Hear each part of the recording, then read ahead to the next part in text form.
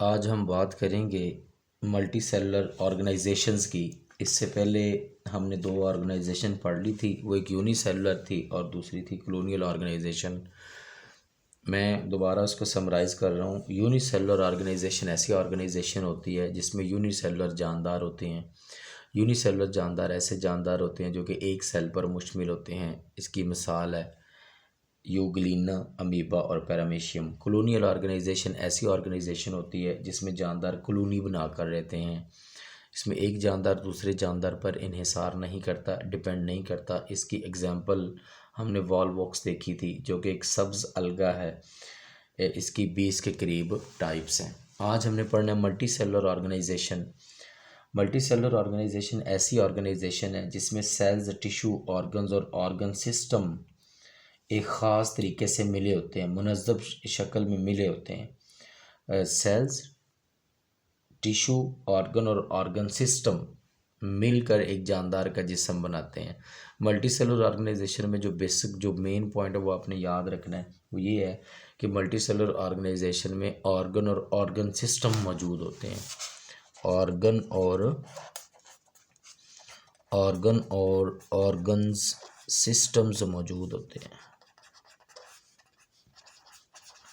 Organs और organ systems मौजूद होते हैं। अब मल्टी सेलुलर ऑर्गेनाइजेशंस की दो एग्जांपल्स हैं। नंबर 1 सरसों का पौधा,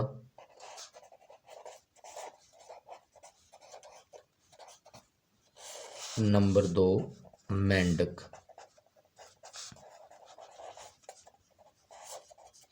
पहले हम लोग सरसों के पौधे के बारे में बात करेंगे। ये जो सरसों का पौधा है इसका साइंसी नाम ब्रासिका कैम्पेस्ट्रस है।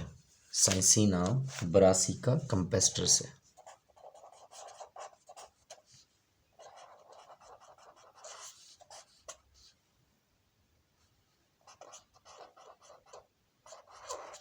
साइंसी नाम है।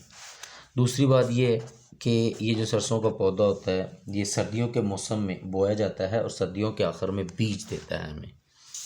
तीसरी बात यह है कि हम इसको सब्ज़ी के तौर पर इस्तेमाल करते हैं। ये आपने ज़हन में रखना, ये इम्पोर्टेंस आती है।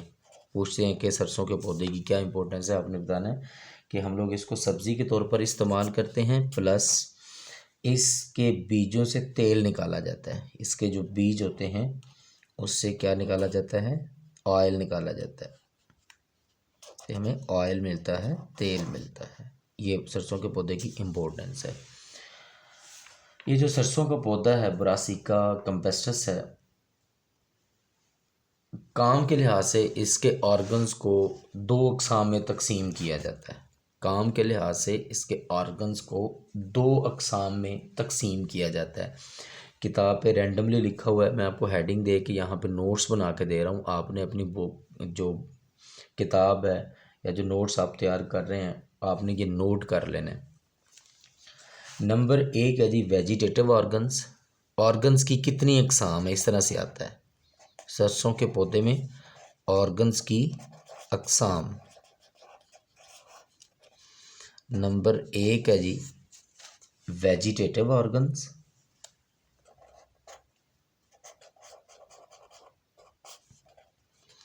वेजिटेटिव ऑर्गन्स और दूसरा है जी रिप्रोडक्टिव ऑर्गन्स। वेजिटेटिव ऑर्गन, दूसरा कौन सा है, रिप्रोडक्टिव ऑर्गन्स। रिप्रोडक्टिव ऑर्गन्स,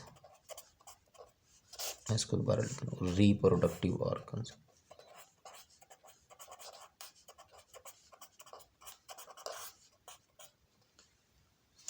अब यहाँ पे मैं इसका डिफरेंस लिख रहा हूँ बिल्कुल आसान ज़बान में। आपने इसका जो डिफरेंस है वो ज़हन में रखना है। आसान लैंग्वेज में लिख रहा हूँ मैं, मुश्किल नहीं है, आपने सिर्फ फोकस करना है।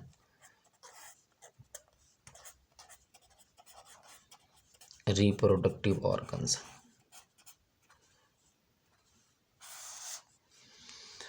ऐसे ऑर्गन्स जो कि अमले तौलीद में हिस्सा लेते हैं।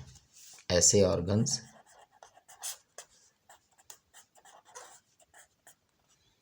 जो अमले तौलीद को कहते हैं सेक्सुअल रिप्रोडक्शन।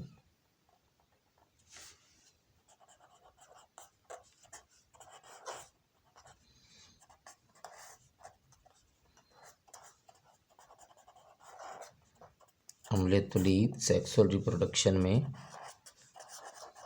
हिस्सा लेते हैं, उनको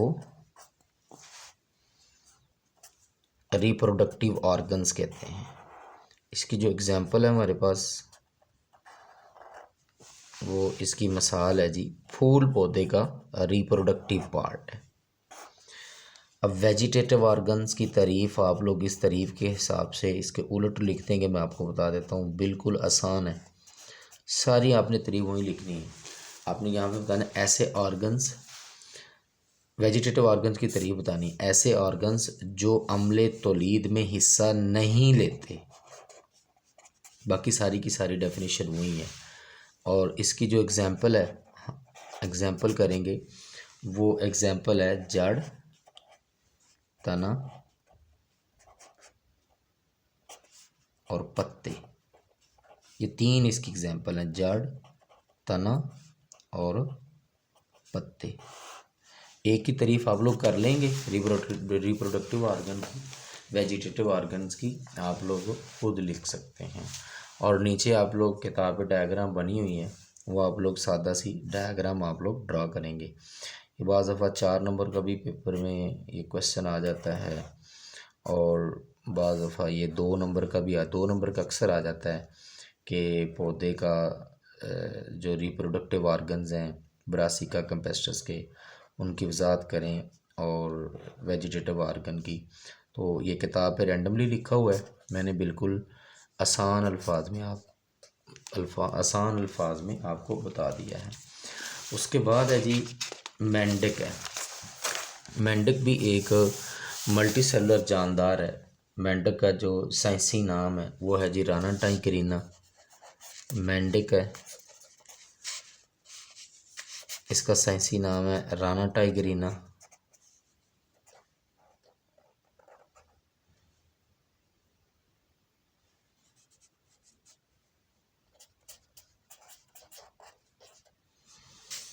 अब इसमें सिर्फ आपने 2-3 बातें बतानी है। एक बात यह है कि मेंढक का जो जिस्म होता है वो ऑर्गन सिस्टम्स का बना होता है। इसमें ऑर्गन सिस्टम्स होते हैं, आपने बताना है नंबर 1, ऑर्गन सिस्टम्स होते हैं, और हर ऑर्गन सिस्टम तल का ऑर्गन्स का बना होता है। ये आपने बेसिक बात ये बतानी है कि मेंढक का जो जिस्म होता है वो ऑर्गन सिस्टम का बना होता है, और तमाम ऑर्गन्स मखसूस टिशू के बने होते हैं। तमाम ऑर्गन्स मखसूस टिशू के बने होते हैं।